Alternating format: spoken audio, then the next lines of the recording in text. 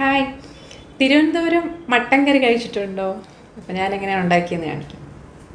ആദ്യം തന്നെ കുറച്ച് ടൊമാറ്റോ, വെളുത്തുള്ളി, ഇഞ്ചി, പച്ചമുളക്, സവാള, ചെറിയ ഉള്ളിയും 2 പച്ചമുളകും കട്ട് ചെയ്തത് എടുക്കുക. അതിനുശേഷം സവാള നന്നായി വഴറ്റി അതിലേക്ക് ചെറിയ ഉള്ളിയും പച്ചമുളകും ചതച്ചത് ചേർത്ത് അതിലേക്ക് ടൊമാറ്റോയും പച്ചമുളകും പിന്നെ ഇഞ്ചി വെളുത്തുള്ളിയും നന്നായിട്ടൊന്ന് ചതച്ചെടുത്ത് അതും ചേർത്ത് മിക്സ് ചെയ്ത് അതിലേക്ക് ഏലക്ക, ഗ്രാമ്പു, പട്ടയൊക്കെ ചേർത്ത് മട്ടണും ഉപ്പും ആവശ്യത്തിന് ഉപ്പും മഞ്ഞൾപ്പൊടിയും ചേർത്ത് ഒരു 3 വിസിൽ കേൾക്കുന്ന അത്രയും കുക്ക് ചെയ്തെടുക്കുക. അതിനുശേഷം അതിലേക്ക് 1 ടേബിൾ സ്പൂൺ മല്ലിപ്പൊടി, മുളക് പൊടി, പെരുംജീരകപ്പൊടി ഈ 3 പൊടികളും ചേർത്ത് നന്നായി മിക്സ് ചെയ്ത ശേഷം തിളപ്പിച്ച് അതിലേക്ക് മല്ലിയിലയും ചേർത്ത് മട്ടൻ കറി തയ്യാറാക്കിയെടുക്കുക.